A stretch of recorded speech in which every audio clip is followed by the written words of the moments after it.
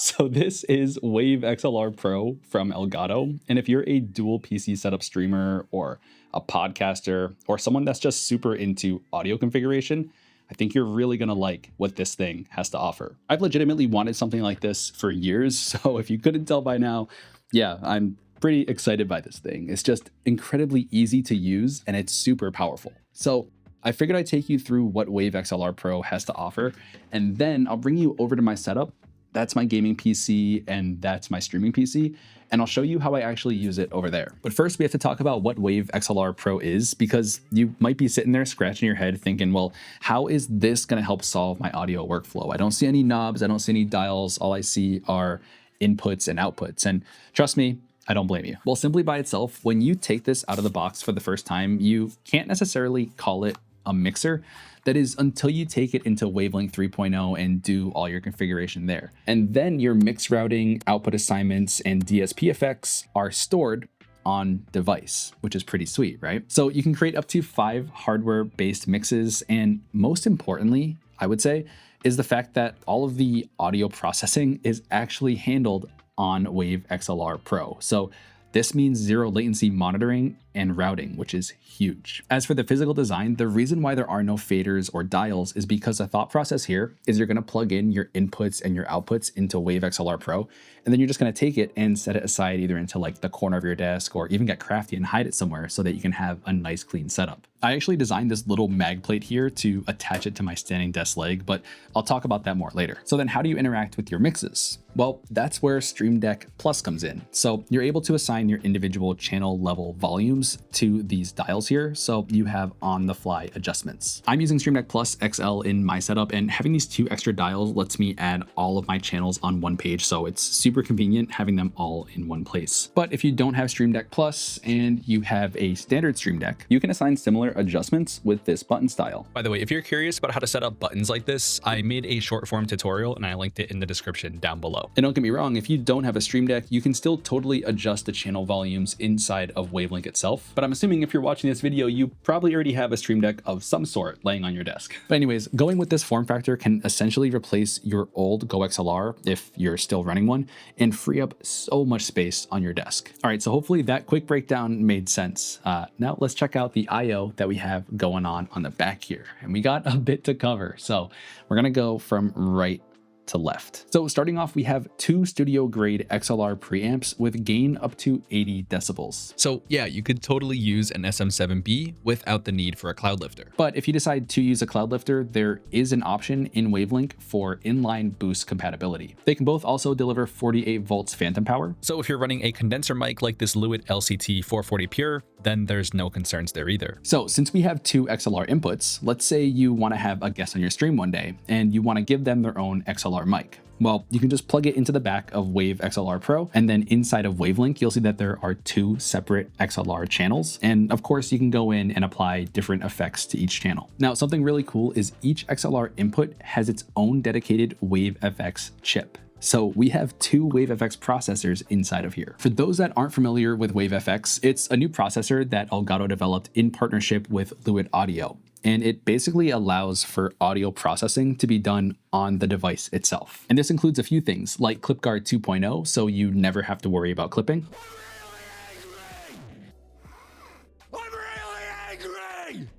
Onboard DSP effects like a low cut filter, expander, voice tune, compressor, and equalizer. And there's even a VST insert worked into the pipeline that lets you add audio effects to your mic with super low latency, so that way you can use it across any game or application. If you want a deeper dive into what Wave FX is, Elgato made a really awesome breakdown, so I'll leave that in the description down below. It's definitely worth checking out. So going back to those 5 built-in hardware-based DSP effects that I mentioned earlier, each of the Mark II variants of Elgato's lineup actually shares those same effects. And that's because each of these products has the Wave FX processor built into them. But Wave XLR Pro introduces 2 more effects on top of those initial 5: ducking and mix maximizer. So ducking is going to automatically lower a specific channel's volume whenever I, for example, talk. So right now you're listening to my stream mix and I have my music channel set all the way up to 100%. And when I press play and I start talking when there's music in the background, the music volume is going to lower, and when I stop talking, the music volume is going to go. So this is often an effect that you hear on like a radio broadcast or something like that. You could totally set up something like this in OBS, but the cool thing here is this is all being processed directly on Wave XLR Pro itself. And Elgato made it really easy to set up. So you're going to go to whatever channel you want to make as your key channel, they call it. You're going to go to this ducking tab and click this on button right here. And then you can just choose what channels you want to duck to that key channel. So for example, I have my system, game, voice chat, and music. So yeah, you could totally duck your friends that are in Discord if you want your voice to always be over their voice on stream.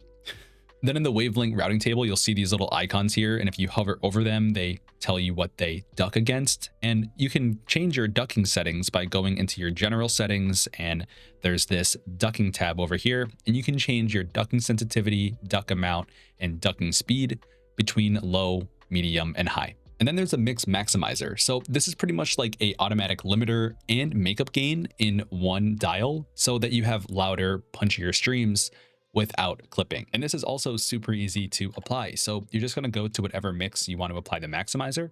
Over here in the second tab, you'll see the button. You can just go ahead and turn it on and adjust this knob here to your liking. Whew, that was a long explanation for just the XLR jacks. I promise you the rest of them aren't going to be that in depth, but we had to talk about Wave FX because it's super important. Okay, so next up we have headphone output 2, and you can see here it's little noted by the little 2 here. And this includes a 3.5 millimeter jack as well as a 6.3 millimeter jack.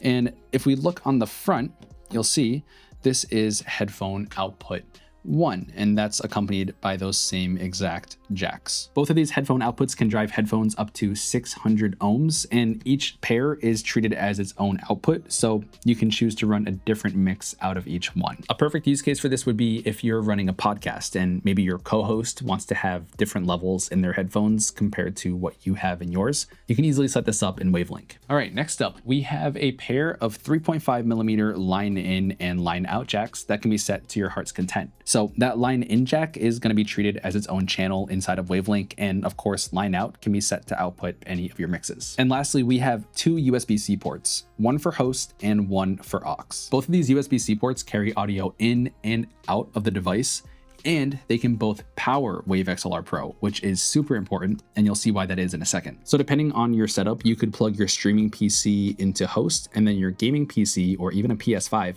into aux. For Xbox Series X and Nintendo Switch 2, you will need to rely on the line-in 3.5 millimeter jack. I'm not going to get into that in this video, but Elgato has a really awesome write-up, so I'll leave that in the description down below. And quick aside, to use Wave XLR Pro, the computer that you plug into host needs to either be running Windows 11 or later, or Mac OS 14.2 or later. So again, the host computer is going to plug into this USB-C port, and that's going to be running Wavelink 3.0. And then when you plug a computer into the aux USB-C port, basically the computer is going to treat your Wave XLR Pro kind of like a USB headset, meaning you'll see it as both a stereo audio input and a stereo audio output on that computer. So if you have your gaming PC plugged into the aux USB-C port, remember how I said it's a two-way street? Well, on one side of the street, you're going to be sending your game audio, and that's going to be going over into Wavelink so that your stream can hear your game. And of course, you'll hear your game through your headphones with that zero latency monitoring. Then on the way back on that same street, you're going to be sending your microphone audio, so that way everyone in game can hear a nice crispy voice. And this is all handled over that single aux USB-C input and output.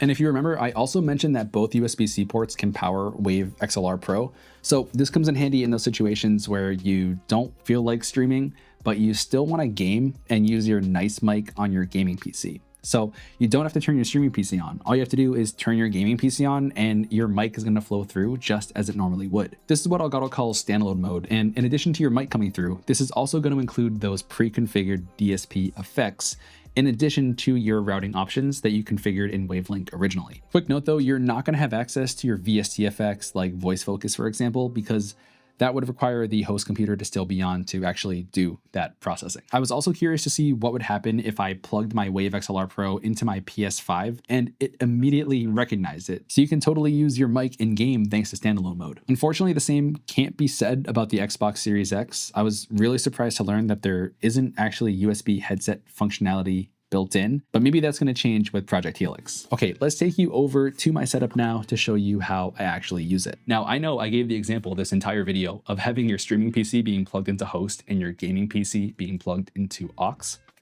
but I actually run it the opposite way. And the reason for that is because, if I'm being honest, I just don't stream much anymore. Instead, I focus my time on creating tech content.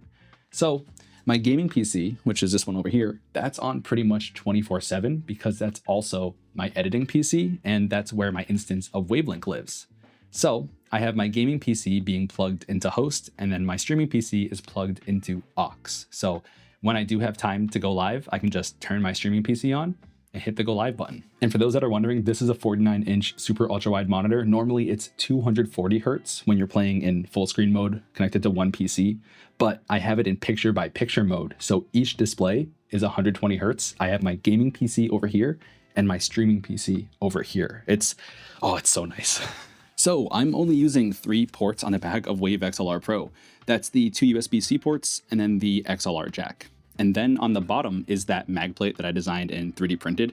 And this just attaches to the Wave XLR Pro with a 1/4-inch thumb screw. So that way I can just take my Wave XLR Pro and attach it to my standing desk leg for a super clean and minimal setup.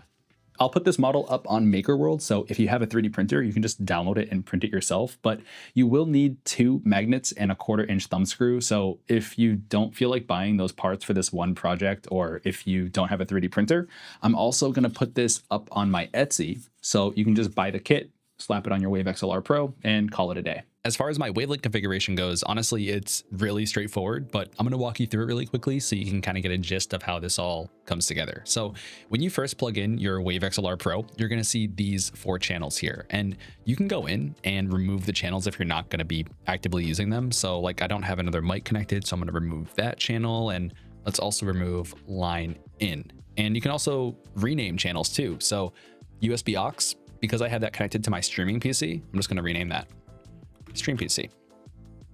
So that way it just makes it a little bit easier to be able to identify which channel is what. In my personal mix, I just have that outputting to my Arctis Nova Pros, and these are connected to my gaming PC over USB, and there's no issues with the lag there or anything like that whatsoever. My stream mix is being output of that USB out, which again is that USB aux port on the back of Wave XLR Pro, and that is connected to my streaming PC. So all of my stream mix right here, which is what you're listening to, this is being sent out to my streaming PC. Then as far as effects goes, I have all the DSP effects enabled, and I also have the voice focus VST enabled. So I just had that set to 80%. It does a really great job at like blocking out the fan that I have going back there and other noise too. I also have ducking enabled on all of my extra channels, so system, game, voice chat, and music. And then lastly, I have a little bit of a mix maximizer on. Overall though, I have to say Elgato just completely simplified the dual PC audio setup with Wave XLR Pro. Like having to deal with those 3.5mm cables running between both of your PCs or a mixer or something like that, it was such a pain in the butt. So not having to deal with that anymore is so nice. To wrap things up, let's talk about who Wave XLR Pro is for, because at $349.99, it's not the cheapest piece of equipment. So I would say if you're a dual PC setup streamer and you're looking for a new piece of gear that's going to completely simplify your setup and also clean up your desk in the process of doing so, this is the way to go. And then when you take into account Wave FX and then the additional inputs that you have on the back here to be able to add more audio sources in the future, yeah, this is an awesome investment. And the same can be said about podcast hosts as well, right? Those dual XLR inputs and then the dual headphone outputs, it's going to be awesome in the studio. But when it comes to a single PC setup streamer, I think you need to ask yourself, well, am I planning on upgrading to a dual PC setup in the future? Or could I make an actual use of those additional IO on the back? Or do I really want that hardware-based ducking and mix maximizer? If you answered no to those things, then I'm going to urge you to go the responsible route and pick up one of these from Elgato instead. It's going to save you a decent chunk of change. if you go with the Wave 3 Mark II, Wave XLR Mark II, or the XLR Dock Mark II. This one right here is my personal favorite because you can pair it with Stream Deck Plus, and then you have your Stream Deck and audio interface in one neat package. So that's going to save you a bunch of space on your desk. But if you're ballin', then please do not let me stop you, because you're not going to be disappointed in Wave XLR Pro in the slightest. This thing is amazing. Elgato knocked it out of the park. So if you want to pick up Wave XLR Pro, I'm going to have my affiliate link in the description down below, and you can use code Drigsy to save yourself some cash. That about does it for this video. Thank you so much for watching. If you made it all the way to the end, I appreciate it so much. And I'll see you guys on the next one.